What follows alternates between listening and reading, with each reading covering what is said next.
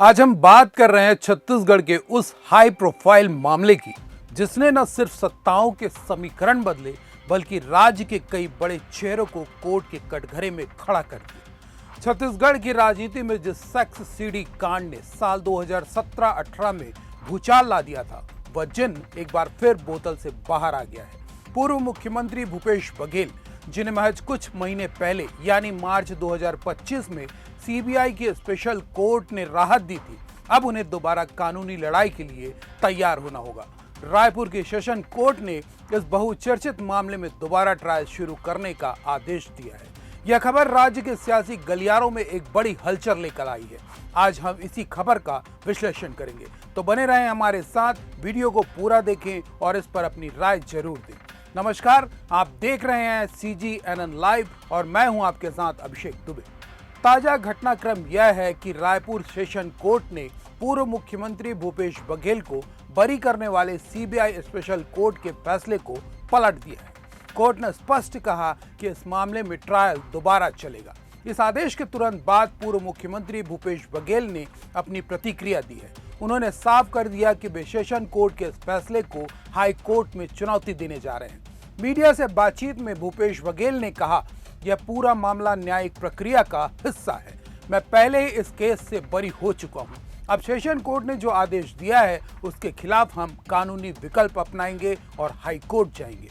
लेकिन इस कानूनी पेच को समझने के लिए हमें थोड़ा पीछे जाना होगा। मार्च 2025 में सीबीआई की स्पेशल कोर्ट ने भूपेश बघेल को इस मामले में सभी आरोपों से बरी कर दिया था। उस वक्त इसे उनके लिए एक बड़ी राजनीतिक और कानूनी जीत माना गया था। लेकिन सीबीआई यानी केंद्रीय जांच ब्यूरो ने इस फैसले को स्वीकार नहीं किया। सीबीआई ने स्पेशल कोर्ट के फैसले को चुनौती देते हुए सेशन कोर्ट में एक पुनरीक्षण याचिका दाखिल की।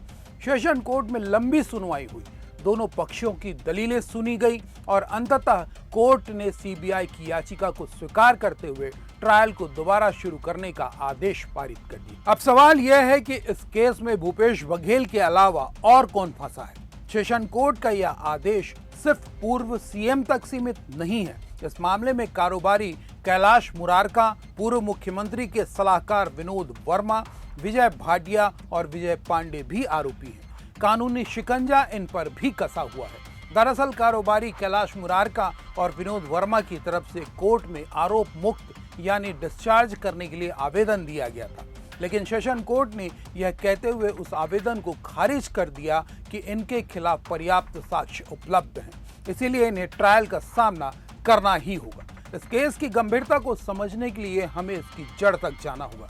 यह मामला क्या है और यह इतना संवेदनशील क्यों है। यह पूरा प्रकरण अक्टूबर 2017 में शुरू हुआ था। उस समय राज्य में भाजपा की सरकार थी।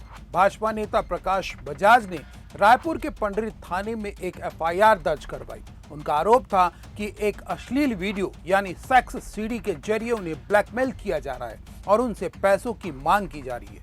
पुलिस ने जांच शुरू की और तार जुड़ते चले गए। मामला तब विस्फोटक हो गया जब पुलिस और बाद में जांच अपने हाथ में लेने वाली सीबीआई के सुराग दिल्ली की एक दुकान तक पहुंचे। इसी आधार पर आरोपियों की पहचान की गई। इस मामले में सबसे बड़ा सियासी मोड़ तब लिया जब सितंबर 2018 में विधानसभा चुनाव से ठीक पहले तत्कालीन कांग्रेस प्रदेश अध्यक्ष भूपेश बघेल और वरिष्ठ पत्रकार विनोद वर्मा की गिरफ्तारी हुई।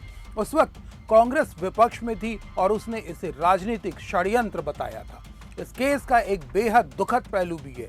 जांच के दौरान रिंकू खनूजा नाम के एक व्यक्ति का नाम भी सामने आया था जो इस केस में आरोपी थे, लेकिन प्रकरण सामने आने के बाद भारी दबाव के बीच उन्होंने आत्महत्या कर ली। यह घटना इस केस की संवेदनशीलता को और बढ़ा देती है। अब जबकि साल 2026 शुरू हो चुका है, सेशन कोर्ट का यह आदेश भूपेश बघेल के लिए एक बड़ा झटका माना जा रहा है। बरी होने का जो टैग उन्हें मार्च 2025 में मिला था, वह अब हट चुका है। कानूनी जानकारों का मानना है कि हाई कोर्ट में चुनौती देने की प्रक्रिया लंबी चल सकती है, लेकिन तब तक सेशन कोर्ट में ट्रायल की तलवार लटकी रहेगी।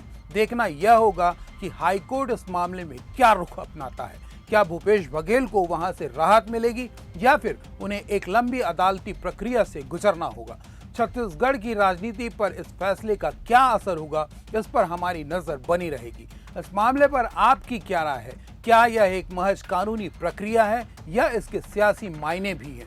कमेंट बॉक्स में जरूर बताएं। अगर आप इस चैनल पर नए हैं तो सब्सक्राइब करना ना भूलें। नमस्कार।